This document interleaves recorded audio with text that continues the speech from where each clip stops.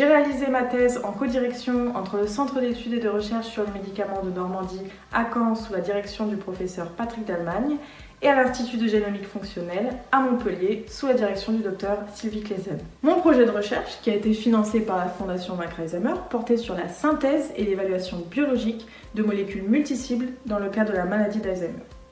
Alors pourquoi des molécules multicibles ?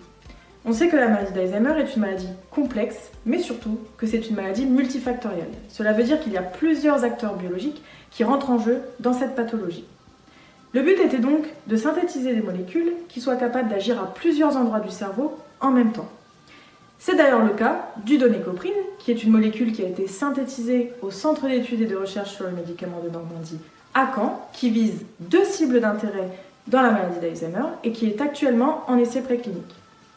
La nouveauté dans mon projet de recherche était de synthétiser des molécules à triple action cette fois-ci, et non plus à double action, qui seraient capables à la fois de préserver la mémoire des patients tout en ralentissant la progression de la maladie.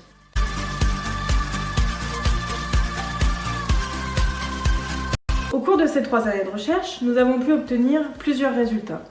D'une part, nous avons pu synthétiser une nouvelle série chimique de composés à triple action, qui ont d'ailleurs fait l'objet d'une publication en 2019. Et d'autre part, nous avons pu identifier, parmi cette nouvelle série chimique, une molécule qui possédait de bonnes affinités pour les 3 cibles biologiques. Cette molécule a ensuite été testée in vitro et in vivo. Elle a démontré être très efficace pour restaurer les déficits mnésiques, mais également pour ralentir la progression de la maladie. Ces résultats préliminaires contribuent aux avancées de la recherche sur la maladie d'Alzheimer, puisqu'ils ont permis de confirmer l'intérêt des molécules multicibles, mais également de confirmer l'intérêt des différentes cibles que nous visons. Cela permet d'ouvrir potentiellement de nouvelles pistes thérapeutiques dans la découverte de candidats médicaments.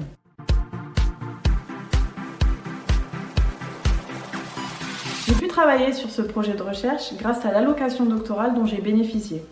Cette allocation doctorale d'un montant de 100 000 € est répartie sur 3 années. Elle permet d'une part de financer le salaire du doctorant pendant ces 3 années, mais elle permet surtout de financer le matériel et les équipements nécessaires à la recherche. Cela permet donc de travailler dans les meilleures conditions possibles.